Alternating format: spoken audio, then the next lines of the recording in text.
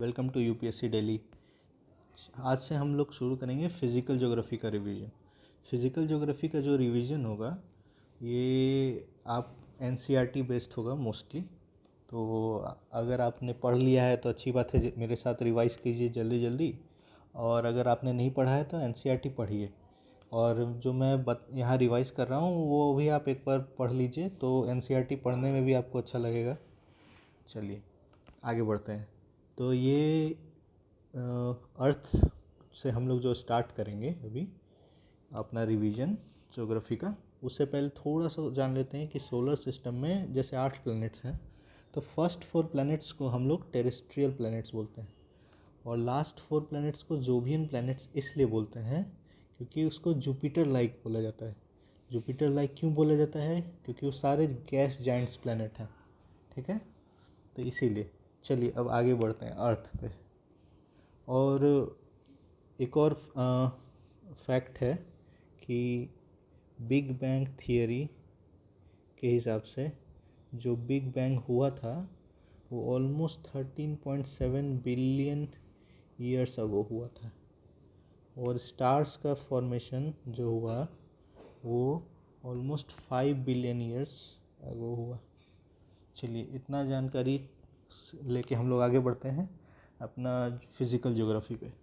तो physical geography पे अर्थ हम लोग डिस्कस करेंगे, अर्थ का बेसिक। तो बेसिक क्या है अर्थ पे?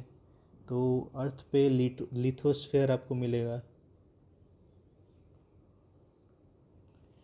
एटमॉस्फेयर मिलेगा, ठीक है, हाइड्रोस्फेयर मिलेगा।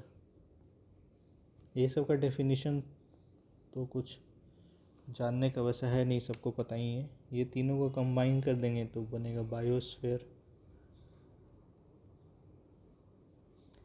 ठीक है, चलिए जहाँ पे लाइफ हम लोग को मिलेगा, है ना। चलिए आगे बढ़ते हैं। अर्थ पे हम लोग क्या देखेंगे? सबसे पहले देखते हैं कि कॉन्टिनेंट्स का प्लेसमेंट कैसा है। यूपीएससी के हिसाब से देख रहे हैं ना, जो क्वेश्चन में पूछा जा सकता है या जो हम लोग को हेल्प कर सकता है क्वेश्चन को सॉल्व करने में, वैसा वैसा चीज़ देख के हम लोग आगे बढ़ते जाएंगे। तो सारे कॉन्टिनेंट्स का हम लोग ये देख लेते हैं कि प्लेसमेंट कैसा है, कौन सा कॉन्टिनेंट किसके नॉर्थ में है, किसके साउथ में है, कहाँ पे है, किस में पॉपुलेशन वाइज कौन बड़ा है, एरिया वाइज कौन बड़ा है, ये सब देख लेते हैं। तो हम लोग एशिया से शुरू करते हैं क्योंकि हम लोग एशिया में रहते हैं। तो चलिए एशिया है यहाँ पे। तो एशिया के नीचे हम लोग को क्या मिलता है? ऑस्ट्रेलिया मिलता है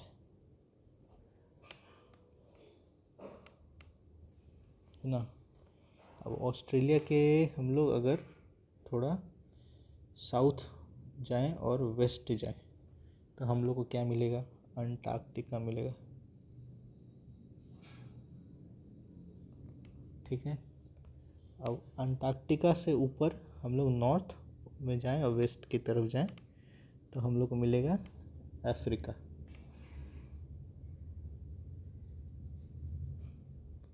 ठीक है, अब अफ्रीका के ऊपर क्या मिलता है हम लोग को? यूरोप मिलता है। एक ऐसा मैप बना के अपने पास रख लीजिए, तो कभी भी रिवाइज कीजिएगा आगे भी, तो आपको कभी प्रॉब्लम नहीं होगा। एक बार देखिएगा याद आ जाएगा। उसके बाद यूरोप से हम लोग अगर वेस्ट की ओर जाएं तो क्या मिलता है? North America. ठीक है, नॉर्थ अमेरिका से नीचे क्या मिलता है? South America. ठीक है, तो चलिए ये तो आपको पता चल गया ग्लोब पे कौन सा कॉन्टिनेंट कहाँ पे प्लेस्ड है। किसी एक को भी रेफरेंस ले लें हम लोग, तो एशिया को रेफरेंस लेते हुए आगे बढ़ें। किसी को भी आप रेफरेंस ले लीजिए। अब एरिया वाइज देखा जाए तो एरिया वाइज देखिए एशिया सबसे बड़ा है ना। एरिया वाइज एशिया सबसे बड़ा है, उसके बाद अफ्रीका है। अफ्रीका, और एक बात और, एरिया वाइज तो एशिया बड़ा है ही, पर पॉपुलेशन वाइज भी एशिया सबसे बड़ा है। ठीक है, और अफ्रीका भी जैसे सेकंड साइज में है, साइज़ में, वैसे ही पॉपुलेशन वाइज भी अफ्रीका सेकंड पे है। ठीक है, अब साइज़ में हम लोग देखें, एरिया वाइज देखें तो नॉर्थ अमेरिका थर्ड पे आता है, ठीक है। साउथ अमेरिका फोर्थ पे आता है, साउथ अमेरिका। अंटार्कटिका का साइज़ बड़ा है, फिफ्थ पे आएगा। ऑस्ट्रेलिया से भी बड़ा है, यूरोप से भी बड़ा है।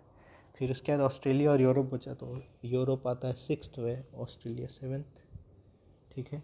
ये हो गया एरिया वाइज, न्यूमेरिक में जो है। और हम लोग जो अल्फ़ाबेटिकल देख रहे हैं पॉपुलेशन वाइज, तो पॉपुलेशन वाइज हमने देखा कि एशिया सबसे बड़ा है, फिर उसके बाद है अफ्रीका।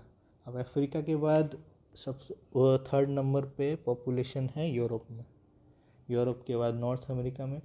नॉर्थ अमेरिका यूरोप ये सब में तो होगा ही, इमिग्रेशन बहुत लोग करते हैं, यूएस जाते हैं, कनाडा जाते हैं, यूरोप में भी बहुत सारी कंट्रीज़ में जाते हैं, तो वहाँ पे पॉपुलेशन इस कारण से भी बड़ा है, जो कि एक फैक्टर है और इम्पोर्टेंट फैक्टर है। अगर हम लोग मेंस के पर्सपेक्टिव से देखें तो हो सकता है क्वेश्चन आ भी सकता है कुछ इमिग्रेशन को लेके, कि इंडियंस लोग जैसे इमिग्रेशन करते हैं तो उसका क्या इफ़ेक्ट है सोसाइटी पे यहाँ और वर्ल्ड में भी क्या इफ़ेक्ट है, ऐसा भी हो सकता है, ठीक है।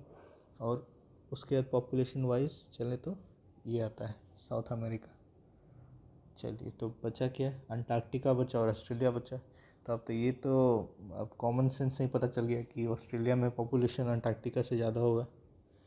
तो चलिए, ये हो गया।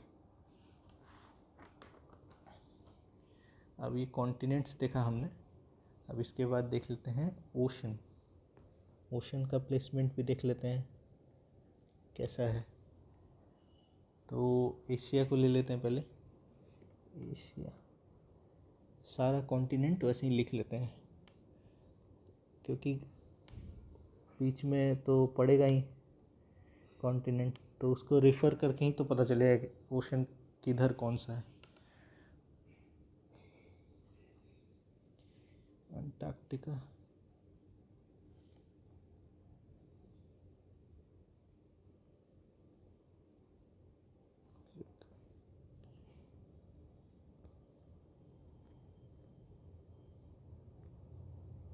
नॉर्थ अमेरिका है ये, यहाँ पे साउथ अमेरिका लिख लेते हैं।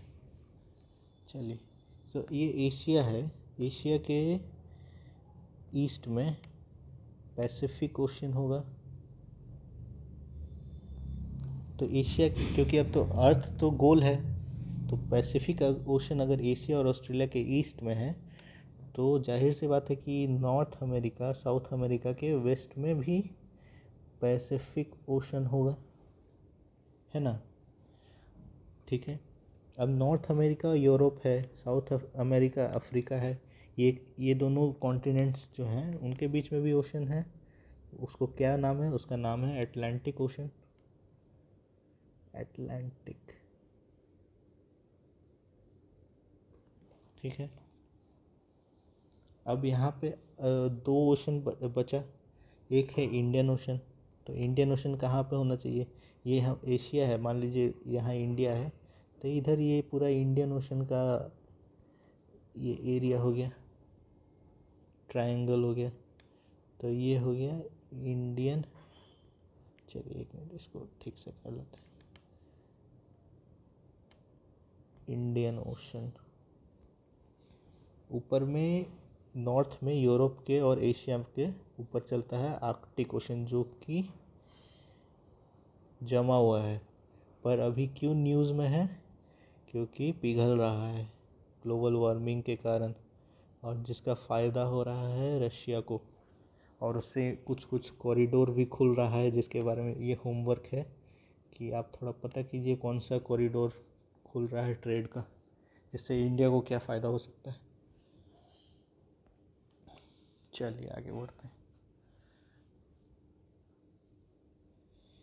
अच्छा, एक शेप ऑफ अर्थ क्या है,